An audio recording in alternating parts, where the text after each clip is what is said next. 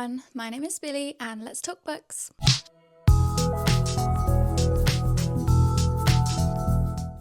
So I'm back with you today with round 2 of Battle of the Books. So if you've been keeping up with me, then you know that this year I have decided to do a Goodreads Choice Awards challenge where I'm going to be reading the winner and my choice for every single category in the 2025 Goodreads challenge.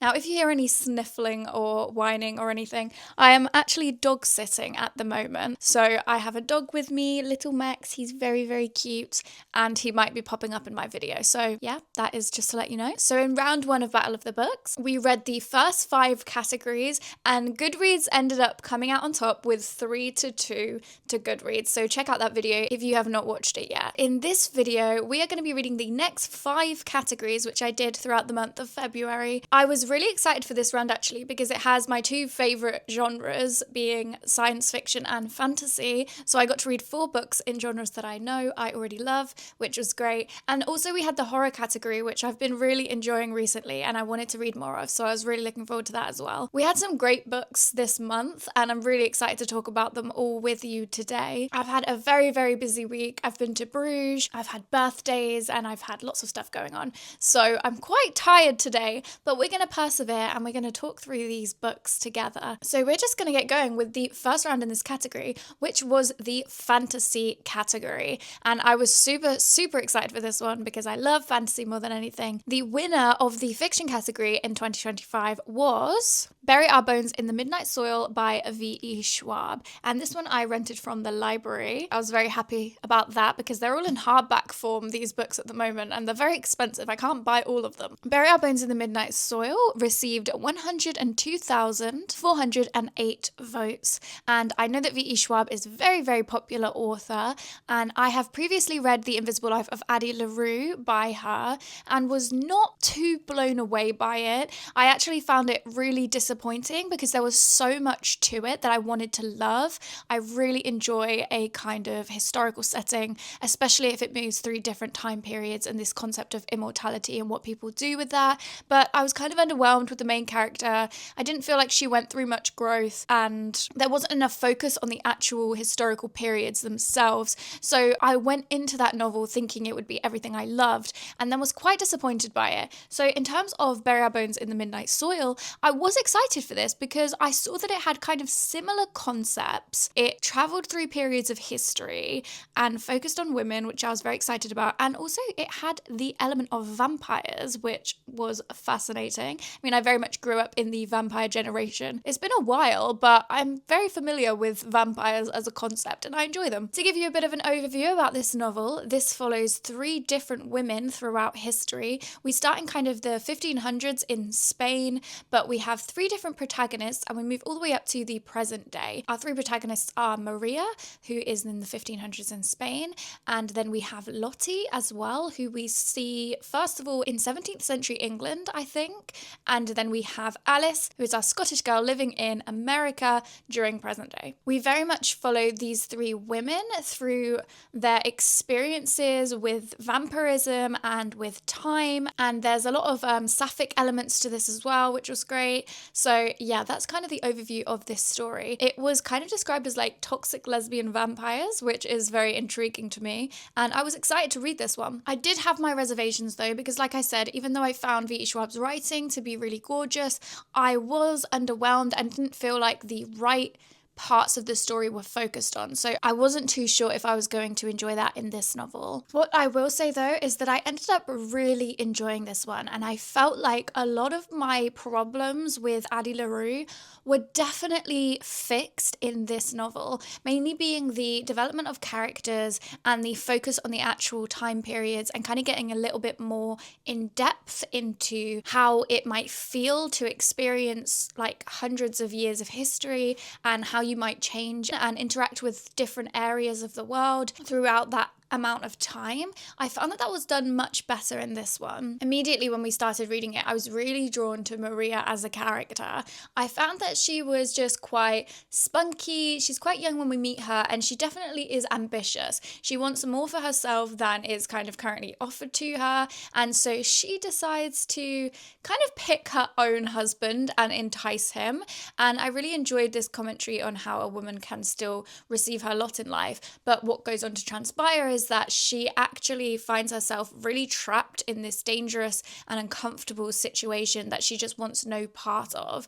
So even though she used what power she had, it still kind of represented the ways that women are oppressed and lack choices during this time, especially regarding marriage and status. So the man that she ends up marrying is really, really awful, and she just does not want to be a part of this marriage at all. She is also gay, so that of course contributes significantly to that. But her husband is also a very controlling person and will not let her have any freedoms that she was looking for. I really enjoyed the commentary of Maria's growth from being a human to becoming a vampire, and this is not a spoiler because, you know, it's basically marketed this way, but she goes through quite a lot to get to that point. And I think that when I was reading about her as a human, I really was endeared to her, invested in her, and rooting for her. She was a very interesting character, ahead of her time, and I loved the relationships that she built with her maid and then also with the widow, who is this like magnanimous figure who is veiled and very forward-thinking and progressive, and Maria just really looks up to and wants to learn from. So that part of the story, especially at the beginning, really gripped me. The secondary protagonist that we hear from, Alice, at the beginning of the novel, I wasn't too invested in at the beginning. Her writing style was very much young girl feeling anxious and insecure, and so it was quite a stream of consciousness and very fast paced and very like, oh, what do I do and how do I do it, and I feel awful and I'm like, you know, so it was a little bit frustrating at the time.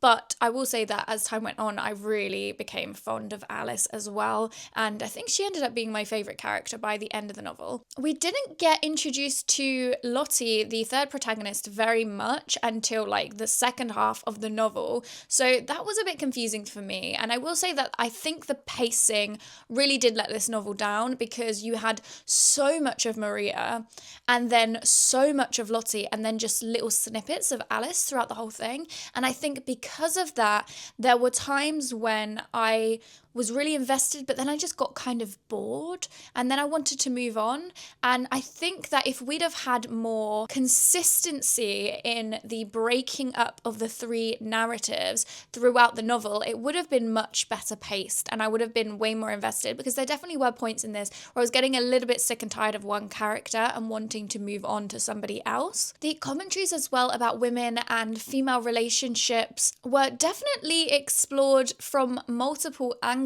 and I did appreciate that. We had a lot of kind of intensity with love, we had crushes, we had really deep bonds forming, we had friendships, but we also had kind of some of the more sinister and obsessive and abusive forms of love. So I do think we got quite a wide range, and I also do think that the characters went through quite a significant development, and that's kind of what I want to talk about next, because I think that what I personally really enjoyed about this was seeing the change in the characters that you could kind of see right from the beginning, but that just kind of developed over time. And so with Maria, her spunk and the way that she wasn't afraid to go after what she wanted was quite endearing at the beginning, but she definitely did have this kind of recklessness and lack of regard for others that was quite evident. And I think that as a young woman living in the time period that she was and being kind of controlled in the way she was, that made a lot of sense. But then, you know, as time went on and she experienced more of life, and there's also a thing about the vampires in this that over time their humanity basically starts slowly eroding down until they wither and become monsters basically. And you could definitely see this with Maria, who then changes her name after she is transformed into Sabine. And I quite enjoyed the fact that this character, Maria to Sabine, went through quite a transformation in my mind. I started off feeling quite warm to her and really rooting for her. And as the novel progressed, I started seeing more and more how her weaknesses and her flaws were actually really damaging and dangerous, especially when she went through that transformation. I won't say what happened, but she commits a certain action right when she is changed that really shocked me. I was so surprised by it, and it was really outrageous, to be honest. And from that point on, I was kind of like, damn, I don't know who you are. I really can't be on your side. And she continued to do these things. She was very much of the mindset that she shouldn't feel guilt for anyone. There was a lot of female rage there, I feel like, but it was done in a way towards everyone. It wasn't just towards men or to the patriarchy, it was towards women as well. And she was such a destructive force that felt no guilt and just was very self-interested. And so by the end of the novel, I grew to really hate her as a character. And I found that very exciting, because if you can turn me from somebody who I was really wanting Maria chapters at the beginning, I wanted to know more about Maria. I really wanted to know how she was going to grow. And I was really fond of her. I made a note about how I was really invested in Maria and I didn't want to be moving on to Alice because I just really loved Maria. And so the fact that I can go from one extreme emotion to, by the end of the novel, just rooting for her downfall was great. Alice as well. When I first started, I really was not a fan of Alice and I was quite bored of her storylines. Luckily they weren't too long, but just being inside her head and then going back in time and kind of having vignettes of her family backstory and her feelings about herself, and there was a lot of repetitive phrases. I think that will be one of my least favorite parts of this novel. We had so many times where it was like, Alice, the one who blah blah blah, Alice, the one who blah blah blah, Alice, the one who blah blah blah. Like, that happened at least 10 times within this novel, and every time I was like, oh my god, I can't do this anymore. But besides that, the writing was great, just a little bit repetitive. But with Alice as well, as time went on, I wanted to get back to her all the time. And she grew from being this person who wasn't sure who she was. She didn't really have much of an identity. She was very tied to her sister and she didn't know how to exist in the world. But as time went on, she really started growing and developing this kind of confidence and this understanding of what she had to do. She was a very strong and resilient character. And as you learn more about her backstory, I also became really invested in that. And I found her family dynamic fascinating. So by the end, it started with me going, oh, Alice, I can't be asked to be inside your head, to, oh my God, Alice, I love you. I really want the best for you and I'm so proud of you. So again, that was another great character development that I really much enjoyed. And with Lottie as well, when we're first introduced to Lottie, she seems really cool, mysterious, and you don't really know what to make of her. And then when you do finally get her story, again, she was a character that I was really warming to. She had so much compassion, so much grace, and just beauty about her, love of life. She was fascinating. And I did really enjoy her for most of the novel, but then we reached towards the end of the novel and you kind of are introduced to different perspectives of her. And it makes you kind of question everything you've learned about her up until that point. Is she as kind as we think? And it has been all there in the novel, these questionings, because there's certain things about her where she's like just doing what she's told or just doing what she thinks she needs to do to stay safe or to survive. But then when it's actually called out and it's made clear, you start really wondering if your perception of Lottie was the correct one. And I was really kind of blown away by this, because at that point I hadn't really considered it, I'm ashamed to say. Like, I think that I should have been a bit more critical of Lottie, and I just felt more protective of her and sad for her. And instead, the novel really makes me question, okay, but I'm not holding her accountable for certain ways that she has behaved, and she is a grown woman, she's not a child. So again, another way that the novel really challenged my perceptions of these characters and made them very interesting for me. I do think that this novel was way longer than it needed to be. And I think those big chunks of Maria/Sabine, and then the big chunks of Charlotte/Lottie were just way too much. I don't think we needed as much as we got. So that definitely pulled the novel down for me. I did really enjoy the dynamics between characters and their relationships. I thought that they were well fleshed out and interesting, but could have become a little bit cartoonish at times and maybe a bit over the top. But there was definitely a lot of conversation about how these women were enmeshing with one another and changing one another. The ending as well, I will say, was really great. I found myself quite emotional about the ending, actually. And whilst it surprised me, I thought that it made total sense and really worked. I think that characters received that resolution that they needed. I think some of it could have been a bit bloodier. I think some of the characters deserved a bit of a harder time, to be honest. So that was a little bit unsatisfying. But all in all, I did really enjoy it. I think that it was way too long, and I think that the pacing was definitely off, but I did enjoy a lot of the conversations in this. There were some great side characters. There were some great additions of different time periods, which was better than it was in Addie LaRue. I still think we could have had a little bit more about certain historical events and how that shaped the people living within it. But I do think that a lot of the characters were meant to be quite self-absorbed, and it was supposed to be about how they were contributing or destroying the world themselves in their own way. So yeah, this one just really worked for me. I really enjoyed it, and it's definitely made me want to read more of V.E. Schwab's work because I did enjoy the writing style. I liked the characters, and it was just a lot better for me than Addie LaRue was. So I ended up giving Bury Our Bones in the Midnight Soil a 4.25 out of 5. There were problems, but overall I enjoyed the experience. One more quick note about Bury Our Bones as well is that I did listen to parts of it on audiobook, and I thought it was fantastic, particularly the narrator for Alice. I really believed her as Alice, and I enjoyed that we had different narrators for each POV character. So yeah, the parts of the audiobook that I listened to were really well done, and I would recommend it. Now, my choice for the fantasy category was The Raven Scholar by Antonia Hodgson. This one came in 9th place with 24,050 votes. This one, when I first started reading it especially, was just everything I wanted. It's everything I love about a fantasy, learning about an entire new world, getting a map, really enjoying meeting the characters and kind of seeing where we're going.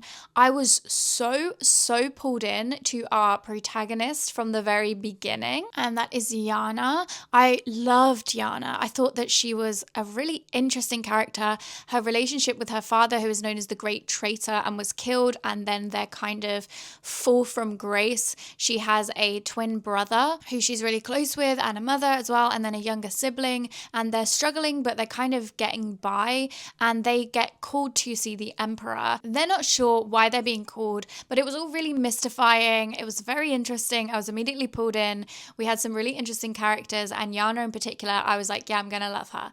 Well, I'm not gonna spoil too much, but we don't really follow Yana. We were tricked. She is not our protagonist, and I'm not gonna lie to you, I was really upset by this because immediately I was hooked into Yana and I really wanted to follow her, and then when we didn't, I was like, oh, well, that sucks. We're then introduced to our actual protagonist, who is called Nima, and I'm not gonna lie to you, I just wasn't that fond of Nima. I didn't hate her or anything, but she wasn't that interesting to me, and I don't think she had too much about her that I particularly enjoyed.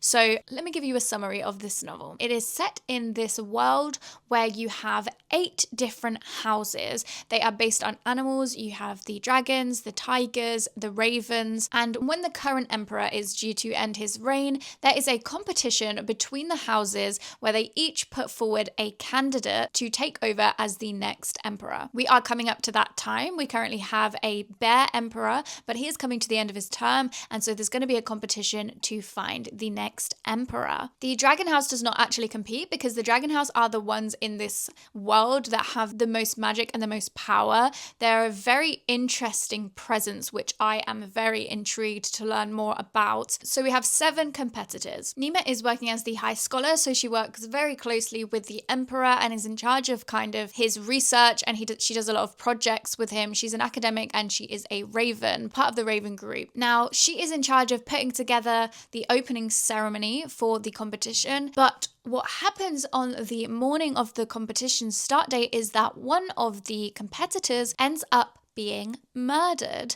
And so now Nima must figure out what is going on, and also she gets very deeply wrapped up in these competitions herself. I think that the best part of this novel was definitely the world building. You have so much interesting stuff going on there, but we only actually really focus on one island within the entire map. So I'm anticipating that we're going to get a lot more information about the rest of the world moving forward. This novel very much focused on this one island where all of the animal groups are trained. It's kind of the capital, and also the competition aspect, which I do think we could have had a bit more of. I found that the trials that they went through were a little bit underwhelming. I would have liked a bit more, because the fascinating thing about it is each of these animal groups have their own kind of skills. You've got the fox, who is known as being cunning, the raven, who values knowledge, and I would have liked more emphasis on the trials that they each come up with. So each of the groups comes up with an idea for a trial that the other competitors have to compete in, and it's based on their skills and their knowledge. By the end of it, only one of them will remain, and they will be given the title of emperor. I found myself caring so deeply about each of the competitors that were going for the role of emperor, and whether that be that I loved them or that I hated them, I had very strong feelings about each and every one of them. And there was a lot of time where we were learning about them, and they were kind of giving us more information, and we were able to make up our minds about each of the characters, but they were all fantastic. It was only really Nima that I felt a little bit indifferent to, and this probably was my weakest part of the novel. I don't know what it was about Nima, but I just felt like she didn't have too much personality. It felt very mediocre protagonist to me, and all the other characters were way more interesting, so that was a bit of a shame. I will say as well that there was a lot of plot twists throughout this novel. There were a lot of things that I did not see coming, and that I felt were interesting and well done and made sense. The novel ended up being kind of like a whodunit mixed with a thriller, mixed with fantasy and competition. So there was just so much in here that was really interesting. I was always wanting to keep reading, which was really great, and I was totally sucked into the world. I think that my only problem might have been the ending. There was a lot of really good things that happened and a lot of interesting setup for the next novel. One of the main reveals at the end I didn't really care too much about, and I'm kind of anticipating that this will be a big focus moving forward. So I'm not sure how to feel about that, because this particular character and what is revealed about this particular character, I'm not too fussed about. I cared a lot more about the different groups and the competition and the actual characters who are going forward to becoming emperor. I also really liked that over time we started to see that the mythology and the mysticism that makes up their world of these great animals that came together to kind of save the world, but when they come back together again, it will be the end of civilization. That was really interesting. And also we kind of over time see that mythology may not simply be mythology, and actually there might be a lot more to it than we think. I really enjoyed some of these perspective shifts, and at first I was like, who are we hearing from? Because there'd just be little bits inserted from kind of like an omnipresent narrator, and you'd be like, what is going on here? I have no idea who I'm hearing from, but I want to know. And over time you do learn, and it definitely gives this idea that you will get more magic and mysticism than you might have initially thought. So I enjoyed that as well. One of the best things about this novel is the pace. There are so many things going on all the time. It kind of moves at a breakneck pace, which is great because you're going to just want to keep reading and reading. But I think the main thing for me is that I just wasn't rooting for Nima. I didn't think that she would add much to the world in the same way that I felt like Yana would. So I still find that choice quite interesting, that we didn't follow her.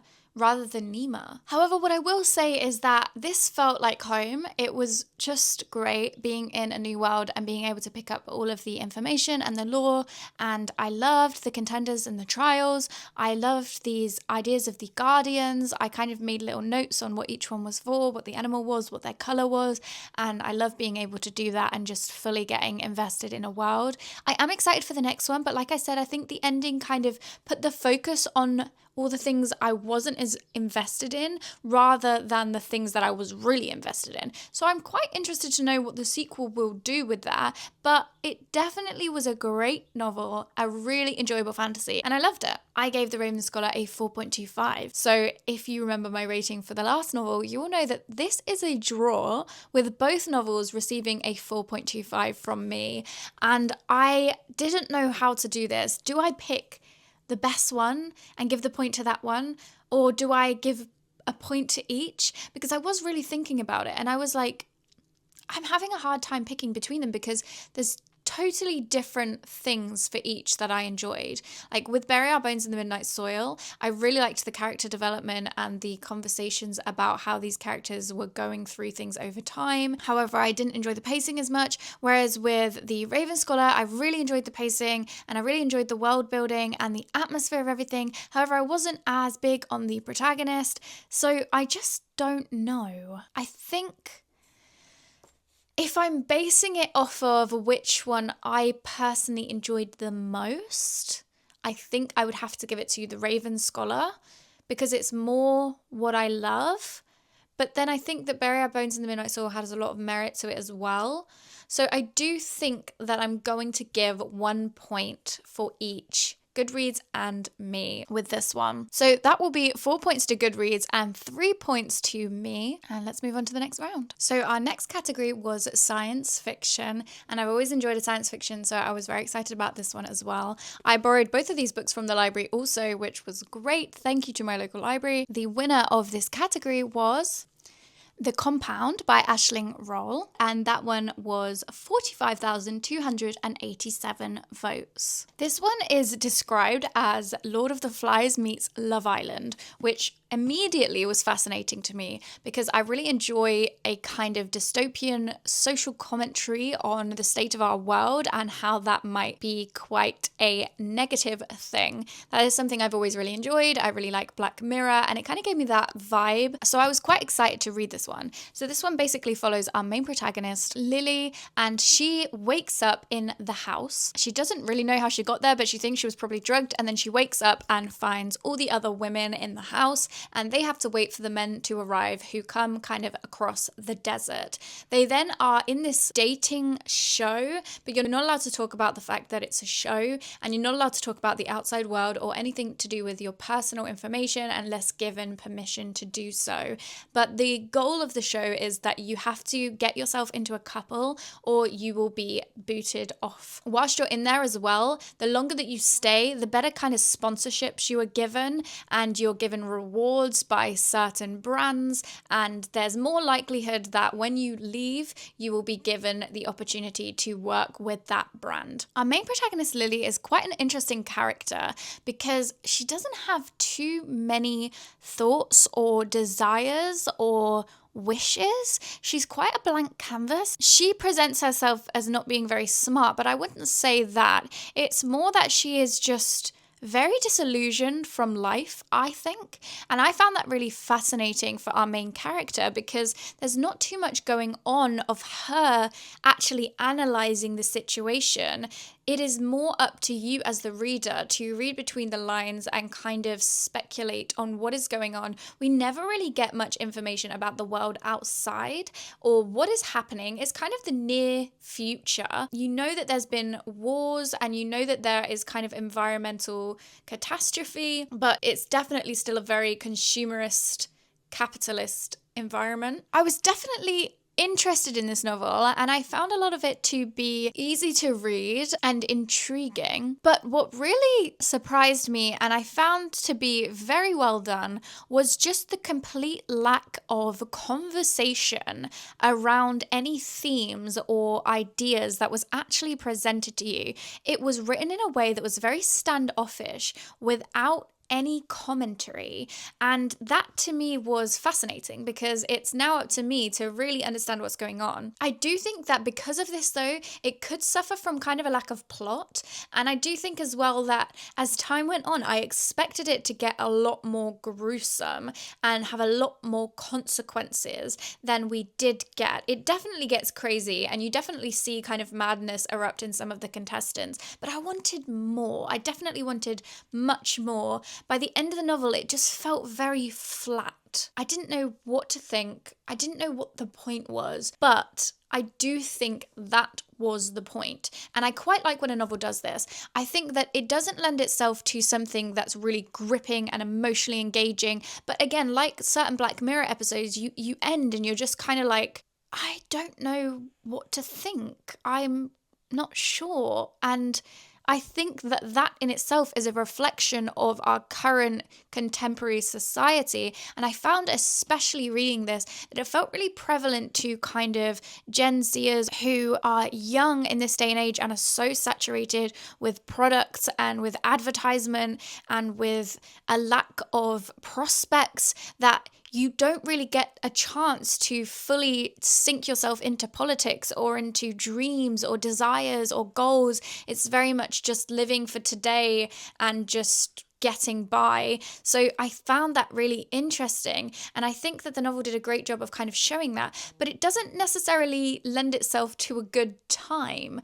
I think that the first half of the novel, I felt that there was going to be a lot more interesting stuff happen than actually happened.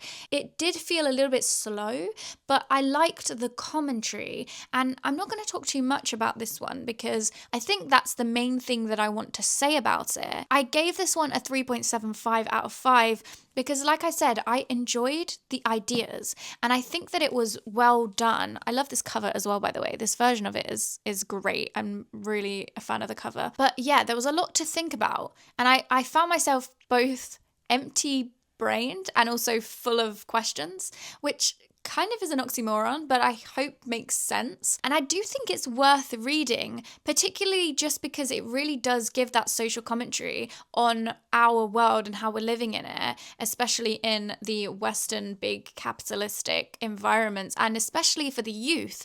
So I think there's a lot that can be said about this. Like, I would love to do a lot of research and write an essay on this. That's the kind of novel that I find this to be, because I think there's a lot unsaid that you can kind of interpret and analyze after reading this one. So I did really, really enjoy it, but I wouldn't say that like I loved it or I was emotionally invested or I would read it again, but I'm glad that I read it, and that's why this one is a 3.75. I was kind of torn because I think I rated it a 4 to begin with because of my acknowledgement of what it was doing and what it was trying to do, but I did bring it down a little bit to a 3.75 purely from an emotional standpoint because I wasn't too invested, and definitely towards the second half of the novel I did want to put it down a lot more than I wanted to pick it up. But yeah, that one is The Compound, and that was a 3.75. Now, my choice for this one was The Book of Lost Hours by Hailey Gelfuso. So The Book of Lost Hours came in second place in this category with a total of 40,446 votes. This one was not too far behind the first choice, so I was basically reading the top two here, which was interesting. I was super excited to read The Book of Lost Hours because it has a lot of things in it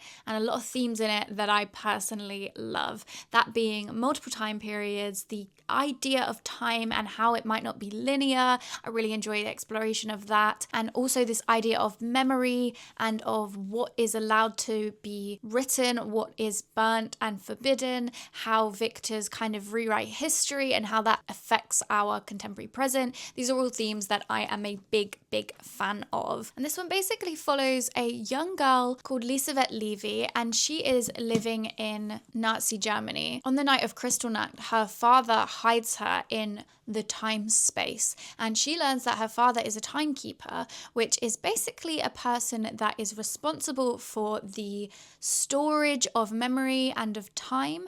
And this is like a big hidden away space where books are formed of memories. However, you have a lot of timekeepers from different countries all over the world who kind of go in and destroy memories or change memories so that their version of history can be preserved. You have some people who are doing it for the wrong reasons because they want to get rid of certain ideologies or certain people and groups in particular. There's some conversations in here about Black history and how that has been removed, about Jewish history and knowledge and just them as individuals being taken out, which is a real reflection on anti-Semitism and on the war. I loved all of that commentary, but Lisa Vett is kept in the time space and her father sadly does not return. She ends up kind of being trapped there and lives in there for a long time, and it's not something that human beings are meant to do. Normally you just go in briefly and you come back out, and it's kind of like a bit of an adjustment to go back to reality, but there are certain individuals who are tasked with this. However, Lisa Vett ends up living inside the time space for years and kind of becomes melded with time and has an interesting relationship to it. While she is in there as well, she meets a young American timekeeper and they end up kind of getting to know one another, moving through memories and looking at the past. And Lisa Vett makes it her mission that when she sees a timekeeper coming in to burn a memory, she will try to save it because she believes that no memory should be destroyed. You then go forward in time to when this particular American timekeeper has died and his niece becomes intertwined with the timekeepers. They want her to take over what her uncle was doing, and so she kind of gets basically forced as a young teenager to get involved in all of the political machinations that are going on in terms of the time space and of memory, and it kind of follows from there. I think that this was fantastically done. There was so much interesting commentary in this, interesting characters, loved all of the explorations through all these memories. I also think there were a lot of plot twists that were very exciting. A lot of them I kind of saw right before they happened, and it was done in a way that was really gripping because you saw that something was going to happen and then it did, and you were like, oh my god, wow. A lot of the novel very much gave me answers to all the questions that I had throughout reading, and I was really a fan of that. We got a lot of history into each of the characters, but they were told partially throughout the novel so that every time you wanted more, you kind of got more, and then you had a break, and it was just kind of drip fed to you in a way that was really satisfying. I loved the themes in this, I loved the characters in this, and I really enjoyed the pacing of it as well. When I was reading this, and I was about 60% of the way through, I was so certain this was going to be a 5-star for me. I loved it so much, and it also has a lot of romance elements to it that I particularly love, because sometimes for me when I'm reading a romance and it is mainly focusing on the romance, I find it a little bit forced, whereas this has a very strong theme, messaging and storyline that has romance weaved into it. But I would say that if you want a romance that is a bit of a different kind of a romance, then this one would definitely be for you, because it is like a sci-fi romance in a way. There's a lot to be explored and a lot of depth here, but you still have that romance element, and you also have kind of a thriller element as well. So there's a lot of stuff done in here, and to me, my favorite novels are things that combine genre, combine time, combine characters, and give you interesting messaging and themes. So this really ticked all the boxes for me, as I thought that it would. Now, what I will say is in the later 30%, there were a few things that started to prop up for me that felt a bit like plot holes and didn't make too much sense. And I will say that that is mainly to do with Lisa Vett's character. I found that there was too much contradiction in how she was behaving and what the narrative was telling us about her.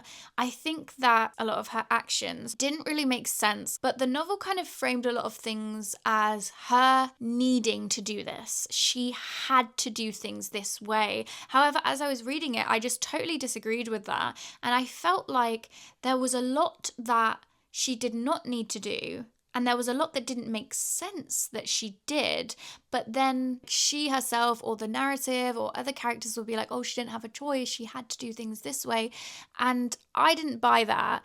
I do think that towards the last 5%, 10%, this was kind of brought forward again, and certain consequences for that came into play with how other characters treated her, but I just found that the characters that I'd grown to love and the relationships that I'd grown to love had a little bit of a sour note by the end. And I don't think that the themes were fully wrapped up in a way that I would have liked. I think that it was a little bit unsatisfying how it was concluded, because there were so many things thrown into the net that were so fascinating, but that never really were given the end thoughts that I felt like they deserved. And that was a shame, because there was so much good in this novel, and I just think that it wasn't quite pulled together by the end. So I couldn't give this that 5-star that I wanted to. I ended up giving it a 4-star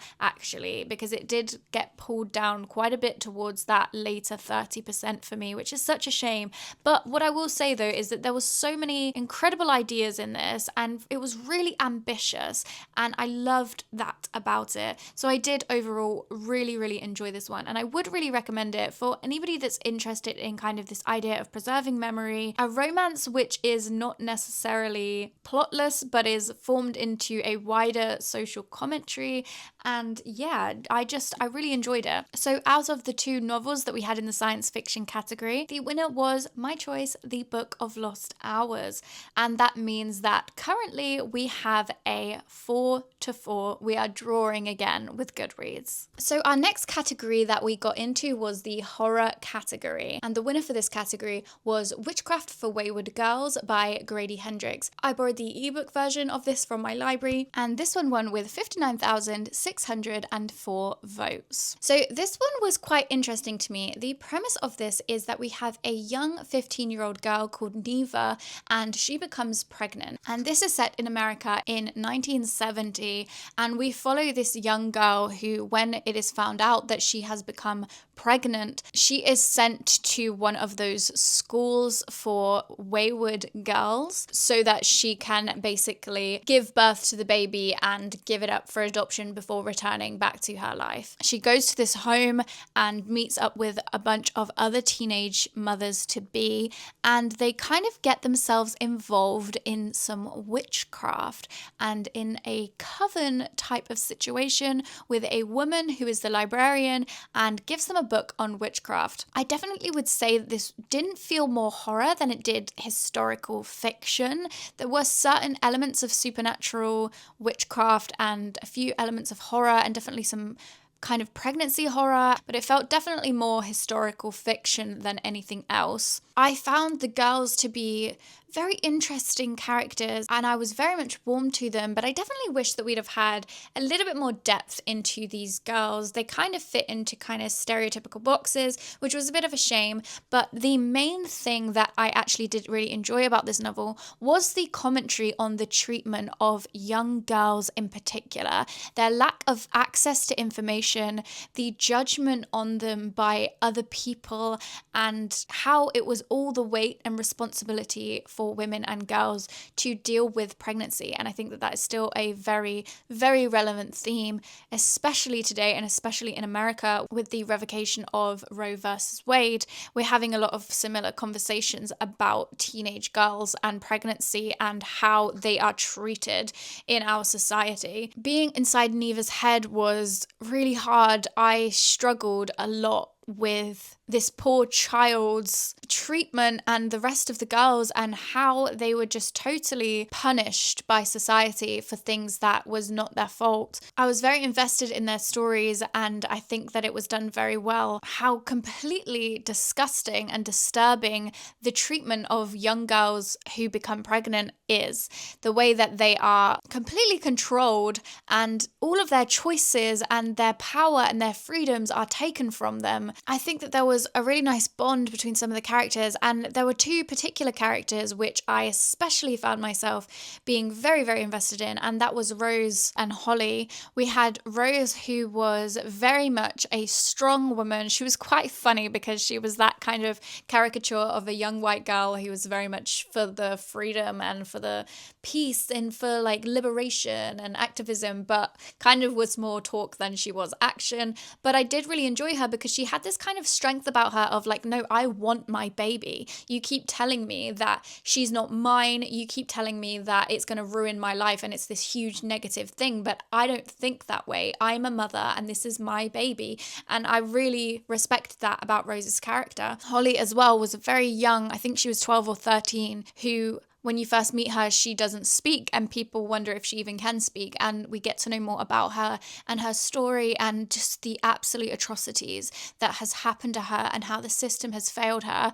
And even though she is telling people and asking for help, they're blaming her and they're not listening to her and they're not believing her and they're just willing to put her back into this abusive and terrible situation. Both of these characters I was strongly invested in. I also really liked the commentary on this idea that witchcraft and finding power when you are so powerless is something that you have access to, and these girls were all just looking for a way to punish the people that were punishing them and to get out their rage and to find ways of having some sort of control over their own bodies and their own lives. And I really enjoyed that commentary. I think the problem with this novel for me, there were probably two things in this that were a big problem for me. One being the inclusion of the witches and the witchcraft in particular, because we ended up having a woman who was a witch being another villain. She became like the main antagonist in this story. And I think that really retracted from the narrative and what it was trying to say, because I think it would have been a lot better if they could find an older woman who was actually able to assist them and help them and give them tools and powers, but instead it just became another force that was trying to suppress and control them for her own benefit. And I just wasn't sure what the point of that was. It didn't feel very relevant, and this woman became quite infuriating and frustrating to read because it just felt very cartoonishly villainous for no particular reason and drew focus away from what I felt was much more important within this narrative. And that was the huge problem for me. I also think that there was a problem with the representation of Black characters in this novel. It just was a bit odd, to be honest. We only really have one of the girls who is a young Black girl, and we have two of the servants who are Black women. But there was just not enough emphasis, in my opinion, placed on these characters, and they were given such little page time and also such little depth and development that I think that was quite a problem in a novel that was talking about oppression and how society dehumanizes certain groups of people. I just think that needed to be more of a focus in this novel. I definitely was very emotionally impacted by it though, and I think it was difficult to read at times, particularly the pregnancy scenes and the birthing scenes happening to these young girls. It was honestly quite difficult to get through, but sometimes I think that a difficult and an uncomfortable read is impactful and important. And I do think that this novel did get that right, to be honest. I think that the scenes of birth in particular in this novel were very well done. It was very evident that these were young children going through this huge change in their bodies before they'd even had a chance to fully develop, and how the adults around them were not giving them any information or any say over what happened to them. And I think it's a really interesting conversation about how society wants these babies who are having babies to become women, but then wants to treat them like they're still babies who cannot make decisions for themselves. And it's this really interesting contradiction. And I think that the way that the birth scenes were portrayed were very visceral and difficult, but respectful.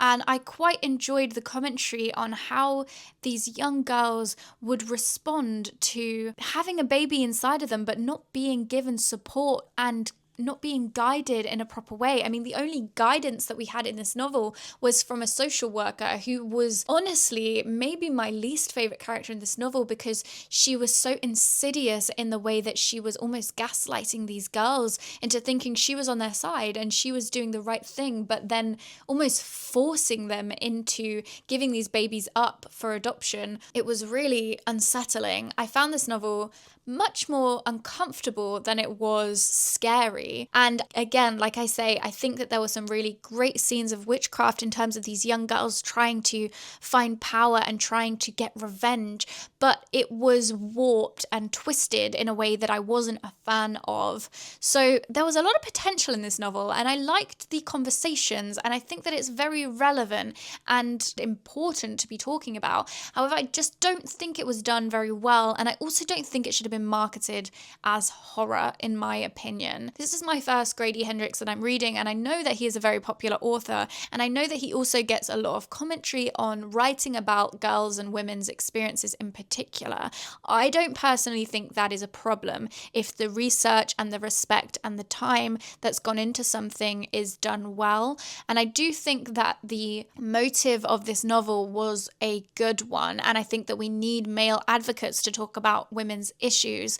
So I don't personally have a problem with that, and I do think it was done well. I just definitely don't think it was done as well as it should have been done. Yeah, it just felt a little bit off for me in that respect. However, I do think that it was impactful, and I will remember these characters. I very much feel attached to these characters and to some of these girls and their stories, and that's very important to me, and I read this and was deeply moved by it at points. So I still think it was a good novel. It just missed the landing, I think. This one I ended up giving a 3.75 out of 5. And I am interested to read some more of Grady Hendrix and see how they match up to this one. My choice for the horror category was Bat Eater and Other Names for Cora Zheng by Kylie Lee Baker. And this one came in 6th place with 20,936 votes. What can I say about this novel? If you read any novel from this video, make sure it is this one. I envision this becoming a modern classic,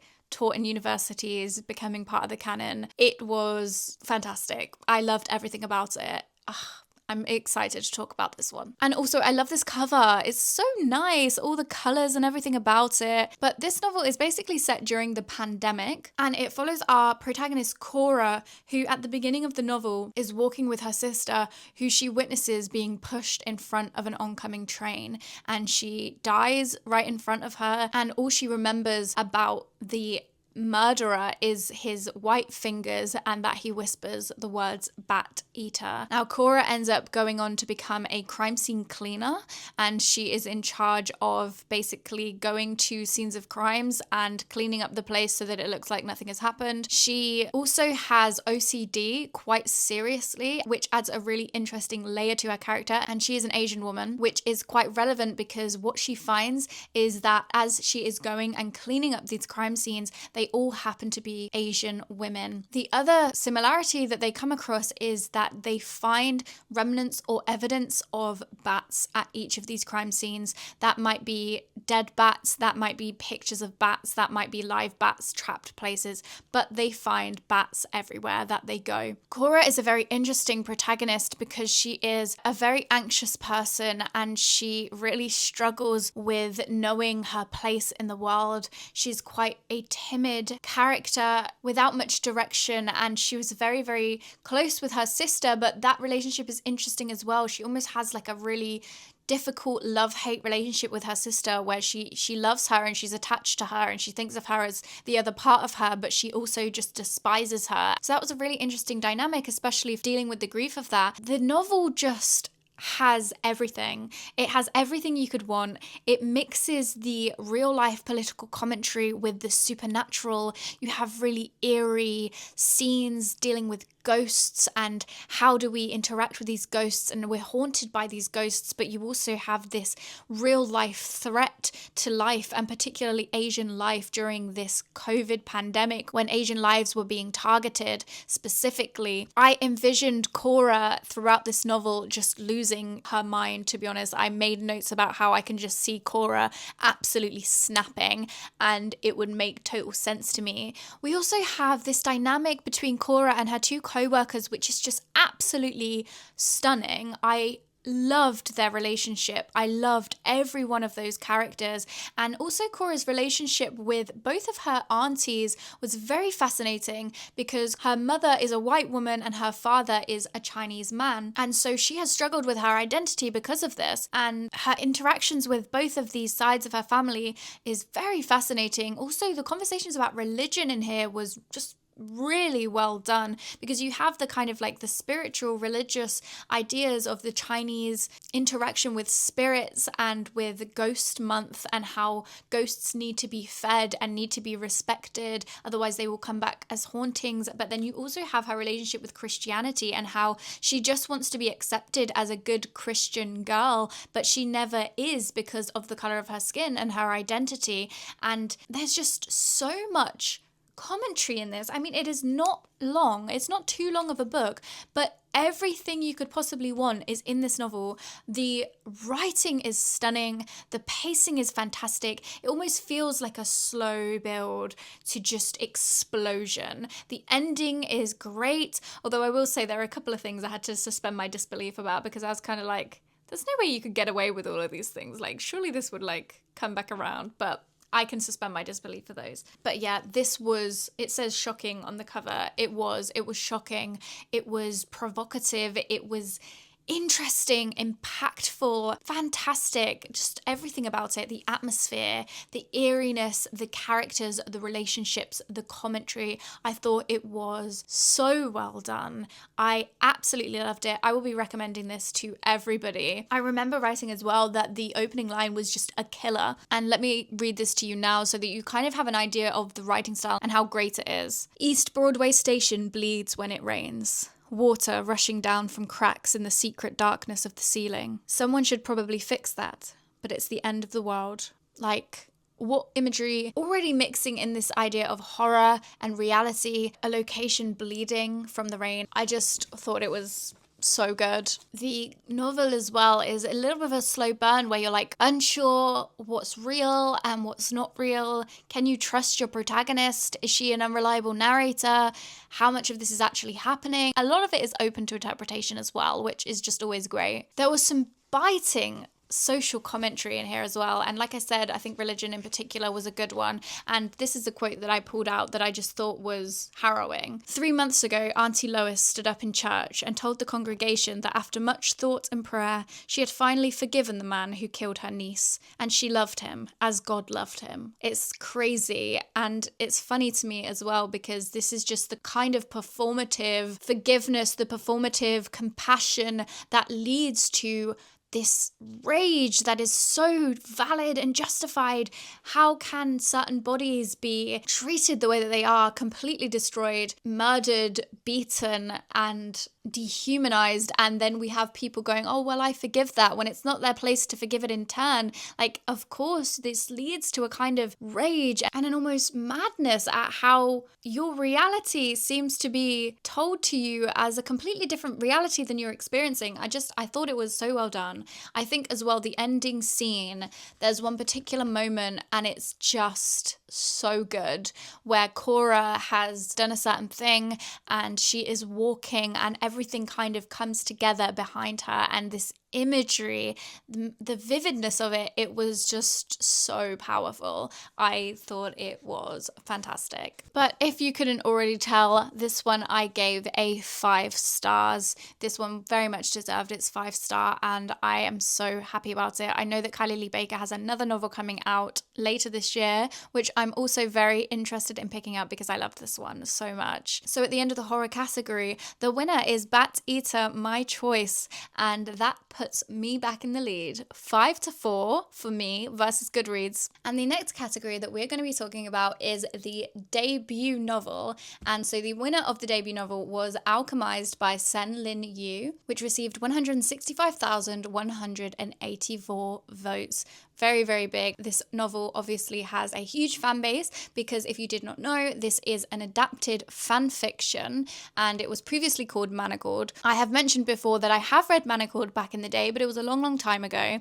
I was unsure if I was going to be reading this novel, but after reading some of your guys' comments and looking into it a little bit more myself, I decided I would read this novel because none of the royalties or anything like that would be going to the original source material of Harry Potter or the author of that franchise, which I do not want to support. Senlin Yu has also expressed their wish that they do not want this novel to be associated with the original source material, so I decided to go into this and take it as a completely new form, even though I have read it before. What I will say about that is I read it a long, long time ago when I was a teenager. I was quite big in the fanfiction space, especially with the Hermione ship in particular, and this one was never one of my favorites, I'm going to be honest.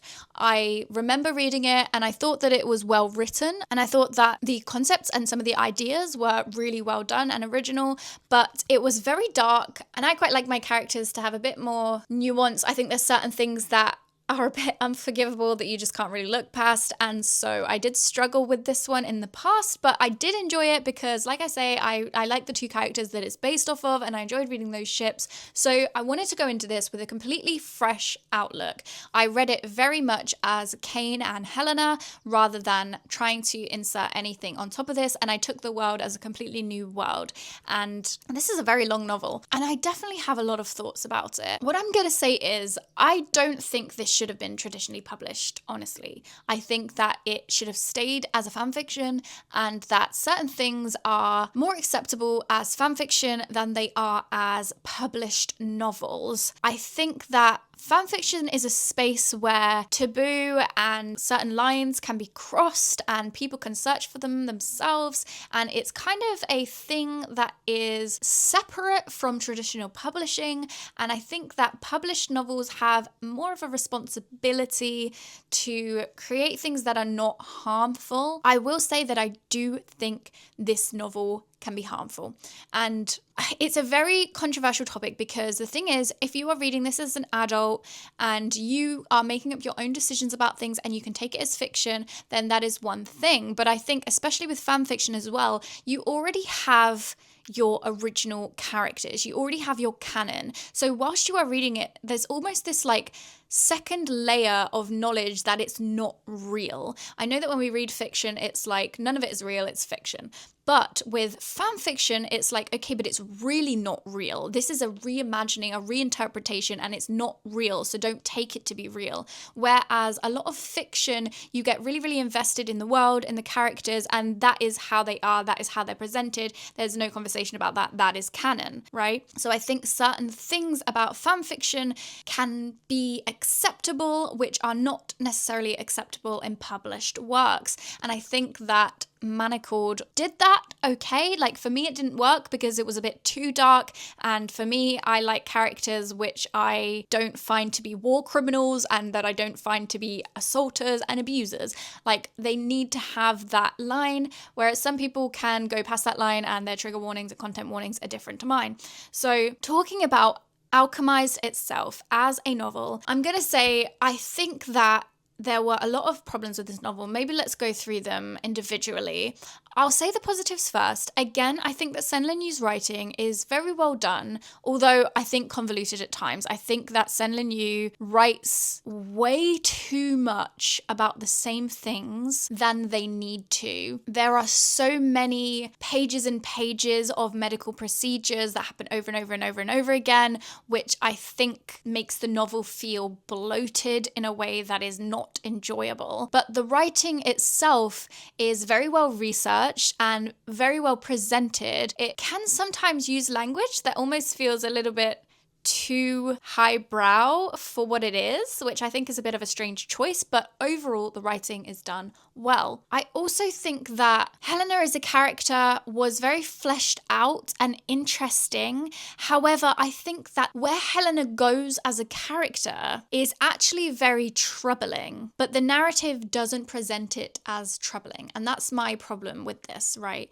Because Helena is a very understandable character. Let me tell you a little bit about this novel first, because I haven't have not introduced it properly. So this novel starts with the end of a big war where the resistance and the rebellion has failed, and most of the resistance members have been murdered or captured and are being tortured, and the bad guys, as it were, are in power. So this is a world filled with alchemy, and we have an alchemist school. It's actually quite futuristic as well, a little bit cyberpunk, I would say.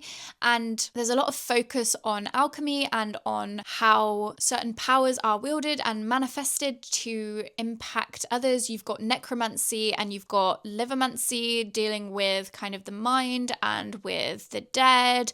And it's very eerie. I will say as well, I found that some of the elements had a very horror aspect to it. You had bodies that were raised from the dead and were rotting, but then you could put other consciousnesses inside, so they were just walking around as dead bodies, which was terrifying. And you also had the dead being raised as soldiers and just like being servants around the house, things like that, which was, again, very horrible. So a lot of that was good. However, I think that the magic system and the world building was very iffy. It was too much almost, without explanation. And also there was a lack of history and a lack of why any of this was happening. Like, we didn't have a map of anything, which I found very strange. The map would have helped a lot. And also there was so much info dumping, but without things actually being understandable. Like, a lot of the time I was like, but what does any of this mean? What does it even do? And also I'm being given so much information that I'm just kind of like, I've got a bit of a headache because it's not enjoyable to learn about. You're kind of just thrust into this thing and then told loads of stuff about it. And I don't really like that. I also think that like the only two characters that were given any depth were Helena and Cain, which was really disappointing. Again, if you're working from a fan fiction, you already have a lot of history and background, so you're invested. And I remember that all the side characters I felt invested in when I read Manacled because I already knew them. But in this, I just didn't care about any of them. Going back, talking about the story. So Helena is captured and she is kept in a tank for a long time, I think about 2 years. And when she is finally released, it turns out that she has blocked a lot of memories and they cannot access these. They are like completely behind walls, and the people in power want to know what she is hiding because she is one of the last resistance members still alive. So she is basically given to the High Reeve for him to uncover what these memories are, and she basically goes and is kept as a prisoner in his home as he subjects her to basically torture and abuse. He is invading her brain, causing her to be very, very sick. She is also really traumatized from being in stasis for 2 years and in darkness and really struggling, but they want to find out what her memory is.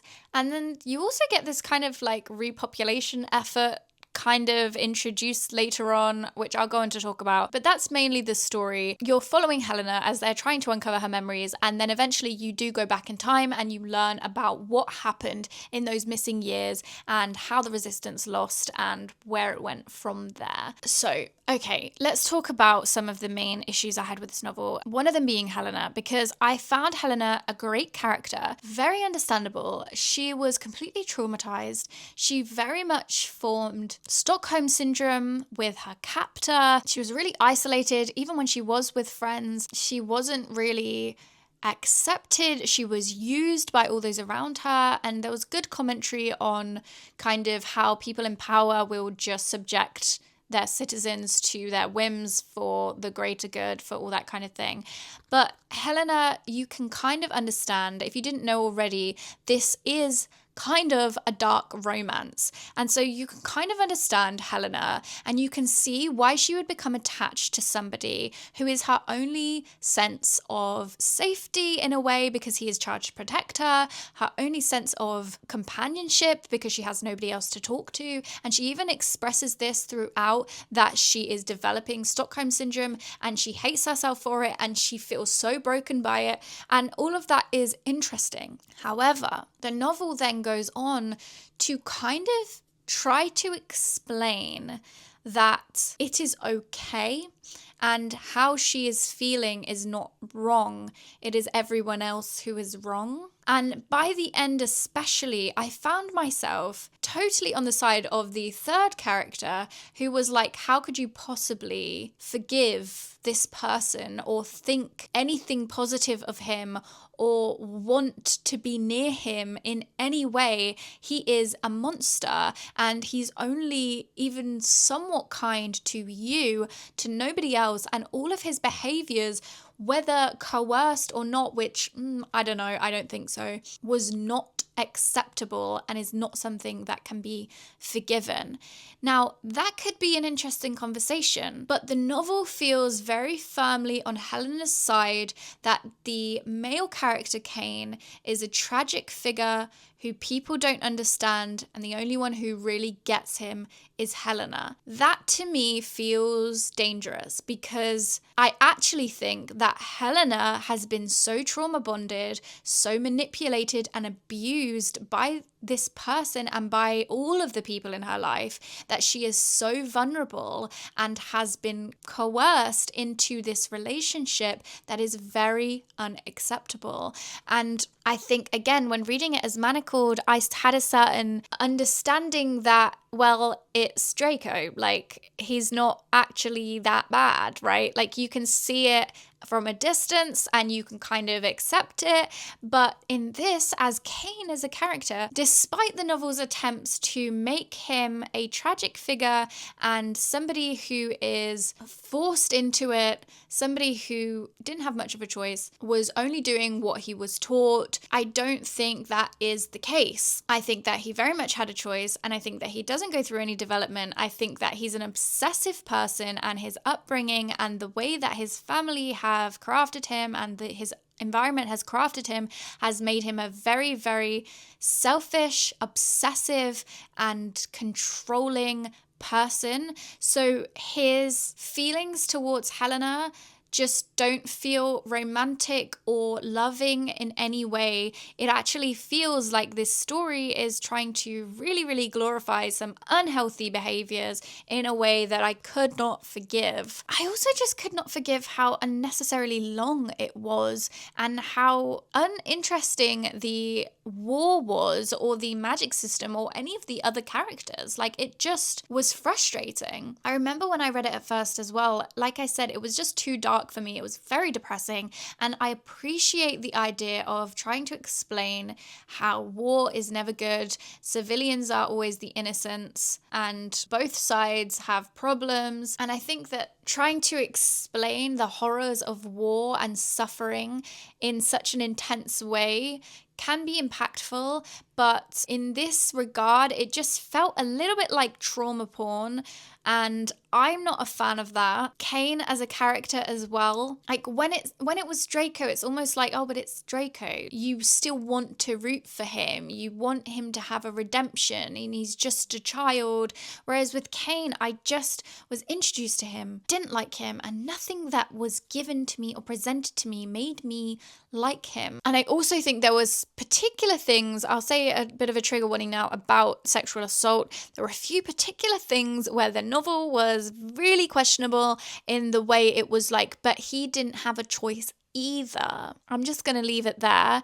That was disturbing. And yes, he did have a choice. Like, if Cain ever actually cared about her in any capacity, why would he not just allow her access to the information so that she could also consent or give her opinions on things? I just found that, especially by the ending, it was just this broken woman and this toxic, obsessive man trauma bonded together and presented as love. I don't know. I think, yeah, I definitely don't think this should have been published. I think it should have stayed in fan fiction. I did give it a go, and I did genuinely go into it open-minded. If it was presented as like, these are two really effed up characters who are terrible for each other, but this is how they've survived, this is how they've found a way in the world, and it's effed up, isn't it? But that's life. Like, that could have been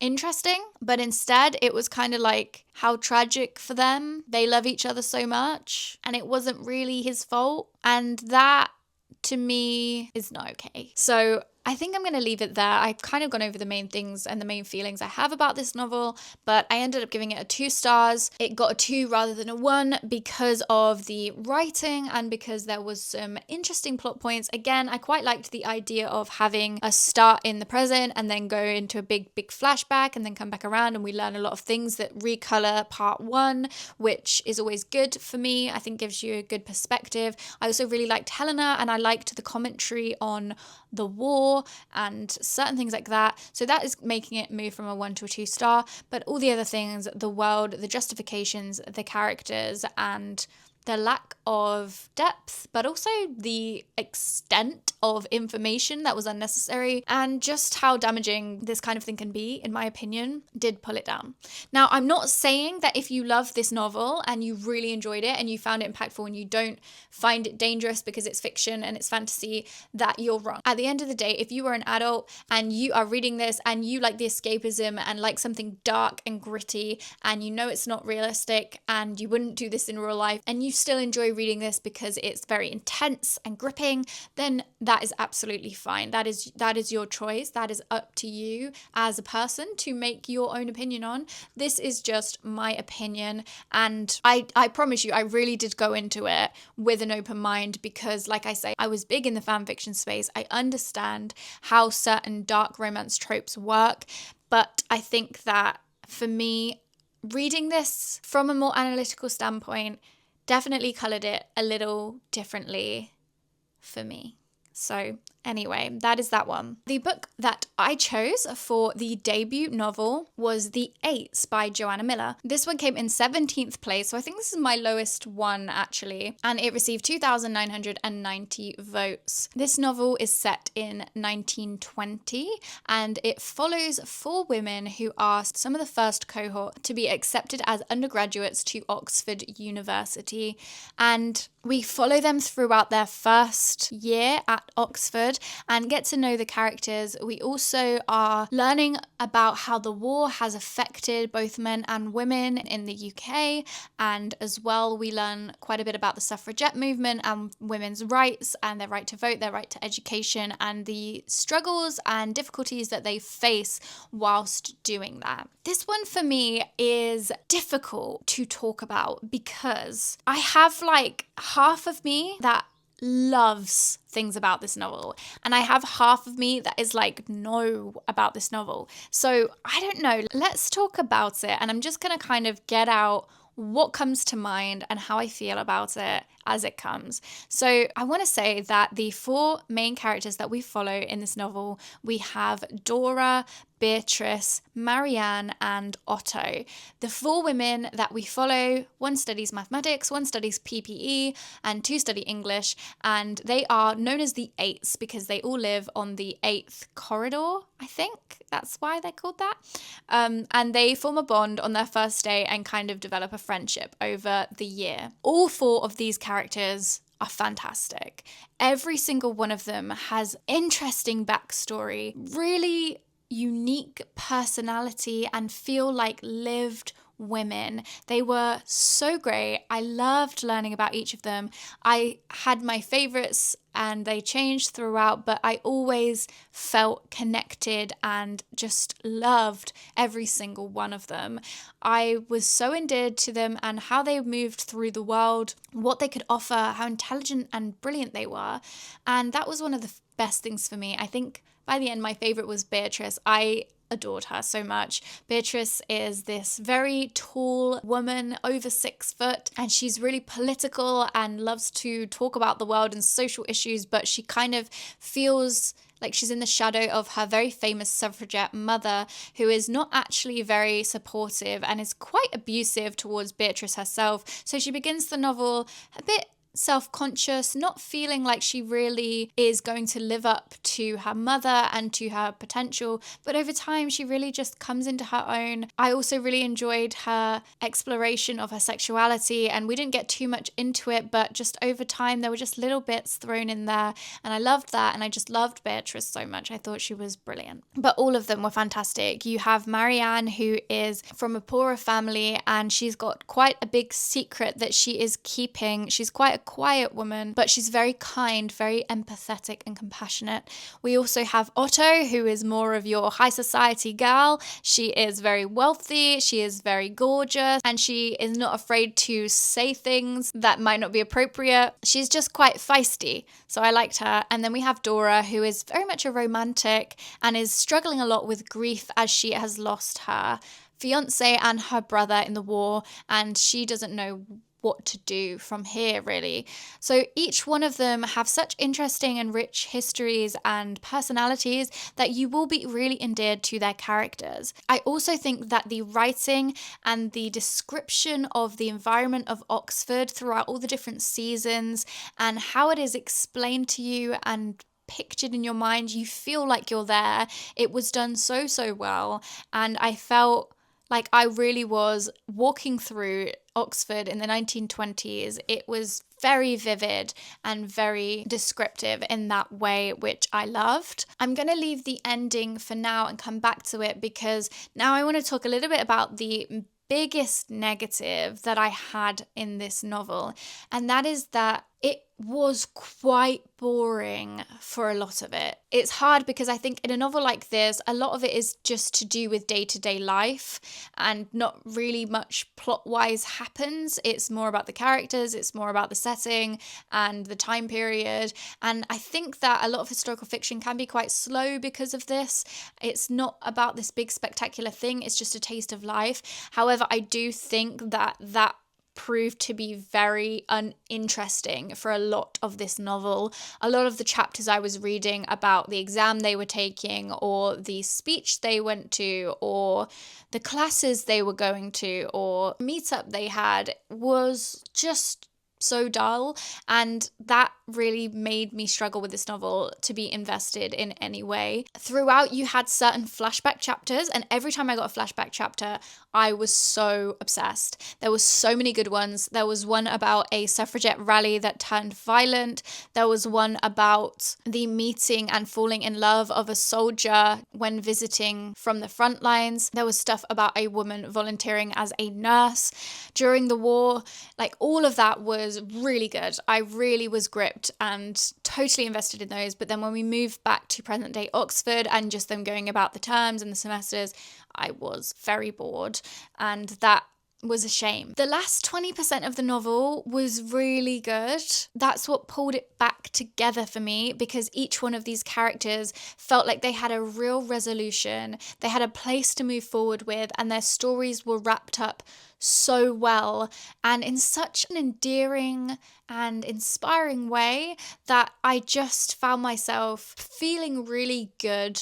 When I read the ending of this novel, I fell more in love with the women and was thrilled with how their journeys were going. And I just felt like I could send them off into the future with love. So for me, it's like, I really was back and forth with this, because it's like, on the one hand, you've got great characters, great setting, but it's so dull. But then at the end, I'm like, I'm really glad I got here, because I feel really invested and I loved these women, but I'm kind of glad it's over now. So yeah, it's hard to place. I kept going like, oh my God, this is a 2-star. And then like, no, it's a 3-star. And then like, no, it's a 2.5 star. It's like really boring. And then eventually I will say I ended up going with a 3.5 out of 5, because at the end of the day, for most of this novel, I was bored and I didn't want to pick it up. So I can't rate it any higher than that. It was actually going to be a 3-star for me, which I still think is generous. But that part at the end, when I just was really emotionally moved, really impacted, I pulled it up for that reason, because I did get a lot out of this, and I was mainly intrigued about learning like how women approached life at Oxford. I appreciated as well the author included a lot of very real events and figures, and even things like newspaper articles and rules that were actual rules and newspaper articles at the time. That was great. So there was a lot of research done into it. Some novels just really struggle from a lack of plot and a lot of insignificance that I think most readers won't really care about. So that's this one. I think that it is worth your time if you want something kind of cozy, very slow paced, while still having some impactful difficult scenes and commentary, but by the end you feel warm in your heart, then I would recommend this one. So that is the 8s. And so for the debut novel, we have me winning once again. I'm doing very well in this video, which I'm pretty happy about. I haven't actually lost yet. I've only drew, so I've done well. But yes, the 8s has won this round, which puts me even more in the lead with 4-6. Sorry, Goodreads. I'm feeling a bit too smug. I need to be brought down a peg. Let's go on to the final category in this round, and that one is going to be the audiobook category.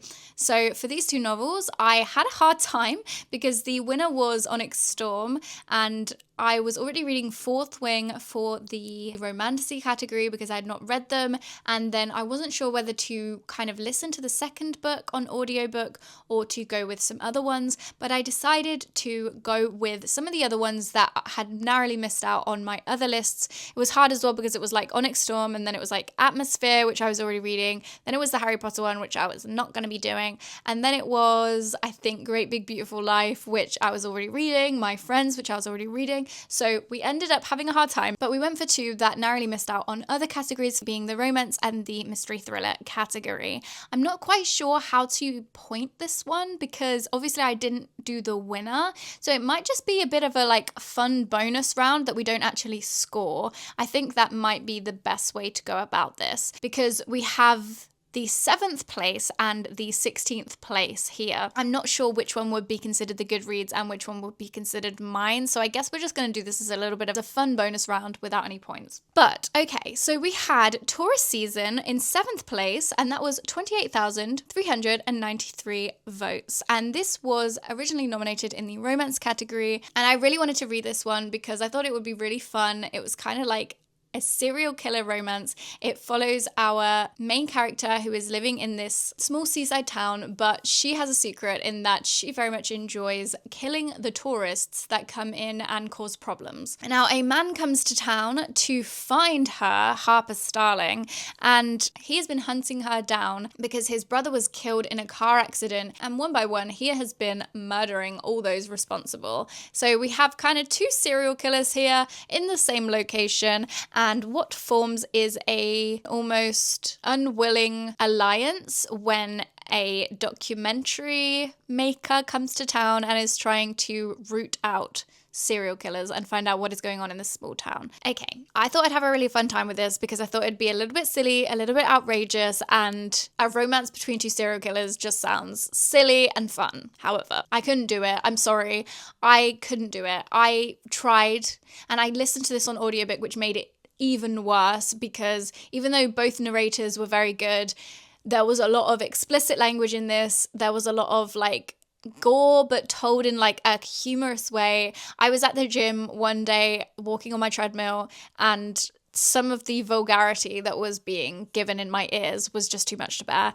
I also think that it lent too much into the ridiculousness. It was very cringy, and I don't know, I couldn't get into it. And it's quite silly because like I thought that I would really enjoy this, and I thought it would be quite an interesting take on the genre, and I just think it wasn't for me, to be honest. I wonder if I would have enjoyed it more if I read the book. Just some of the outrageousness of the complete blasé with which they killed people and how it was just totally like ignored from the narrative. They just enjoy chopping up body parts, and they just enjoy like churning them up in a meat grinder, and they just casually carry around bones in their bag in foil to like dispose of later. I just think it was too silly for me. I did DNF this one. I'm sorry. I tried. I did try. I think I got to, let's see where I got to. I got to 33%. So I did make a chunk out of it. I did like a third of it. And like, I didn't hate it. It was just kind of ridiculous. As I was listening to it, every time I had to go back to it, I really didn't want to. I wanted to pick something else up. I just wasn't feeling it. So I decided to just move on. So that is going to be Taurus Season. Tell me how you feel about Brynn Weaver, and do you enjoy kind of the silliness of it? Do I need to just suspend disbelief and just take it to be fun? Would I enjoy the other series. I know there's another really famous one. Should I try again? What do you think? I'm not sure. I just know that this one wasn't really doing it for me, so I DNF'd. Sorry. Okay, next. The next one, and the final one that we're going to talk about in this video, is We Are All Guilty Here by Karen Slaughter. So this one was a thriller that I read, and it basically follows a young detective who is put onto the case of her best friend's stepdaughter's disappearance. Her best friend's stepdaughter and her best friend have gone missing, and it is kind of like a race to find them. We follow this young detective as she is trying to uncover the case and dealing with the guilt of not listening to the young girl when she came to her looking quite distressed. And we follow as she tries to solve this case and learn more about the town and what's been going on. We also then get a time jump after this case has kind of been developed. I won't say what happens. And we come back again, maybe like 20 years later, and a similar mysterious disappearance of a young girl happens. And the same police officer is charged with trying to figure it out and find this girl. So this one, again, is quite hard for me to talk about because I actually think it was fantastic. I'm not a big thriller reader, but the pacing, the plot twists, the information, the amount of action that happened, the way that the personal and the public was kind of intertwined so that you were invested in your main protagonist as well as what was going on was so well done. I think that just the action and the storytelling was really, really good, and honestly might be one of the best that I've seen in a thriller. And even though it was kind of a stereotypical plot with young girls going missing, it was always interesting and always gripping for me, so I always wanted to read what was happening. However, what I think for me is that sometimes thrillers and murder mysteries can just not be my thing because of how dark they get and some of the themes that they go into. This one in particular, I would say, has certain warnings for child abuse, for sexual assault, for pedophilia, for, just some really dark things happening. And I find this very hard, and especially I think listening to it via audiobook, because at least with reading I can kind of distance myself in a certain way and I can stop when I want to, whereas I know I can with an audiobook as well, but it's more like it's just being played in the background, and I find certain things to be quite hard. And I think this novel especially had some very big conversations and graphic explanations and detailing into some of these very, very dark themes that I personally just wouldn't pick up myself. So it's hard for me to rate it because on the one hand, I think that the execution was done very, very well. And I think somebody that enjoys this kind of genre would really, really love it. But then for me, I didn't have the feeling of wanting to read it, and I didn't enjoy it as much as maybe other people would. So it's hard for me to rate it really high. I honestly don't think I have too much more to say about it other than that. I think that if you are a thriller reader and you don't mind things that are a bit more dark and difficult, then you would really enjoy this. But if you're a little bit more sensitive to those things, then it might be hard. I still am glad I read it because I think that the craft was very interesting, and it definitely gave me more of an insight into the thriller genre. I think that this feels like a very typical thriller, and I enjoyed that about it. So I ended up giving it a 3.5. I wanted to give it credit for what it did, so a 3.5 for me. So that will be the end of this video, and we're not rating that last one because we couldn't really have the winner, or my choice really. They were both kind of my choice. But yeah, we still did the categories, so that's fun. I'm glad I had a couple of audiobooks to listen to as well this month. And next month's will be the final round of Battle of the Books. We've got a lot of non-fiction to come actually, which I'm a little bit intimidated by because, I read a lot of non-fiction and I have read a lot of non-fiction, but it's always a lot slower going because it's not as fun to pick up. It's more about learning. So yeah, and also we have 2 memoirs, and I hate memoirs. I never like memoirs. There's been like 2 memoirs I've read in my life that I've actually enjoyed. So I'm really not looking forward to that. But that's okay. That's okay. We also pair that with a couple of YA categories, which should be nice and easy. And I've already bought The Crimson Moth, which I'm very much excited for, actually. I'm really looking forward to The Crimson Moth and The Thrashers as well. Sounds good fun. It sounds a bit Pretty Little Liars-esque, which I'm excited for. So that's going to be it today. As you can see, I am very much in the lead following this round with 6 to me and 4 to Goodreads. So in the next round will be the final round and we will see who comes out on top once and for all. Thank you so much for joining me. What did you think about any of these books? Did you enjoy them? Did you not enjoy them? I'm really interested to know if you've read any other books by some of these authors as well and have any recommendations for me. Please like, comment, and subscribe if you want to see more of me. Thank you so much for being here today, and I will see you again very soon. Bye!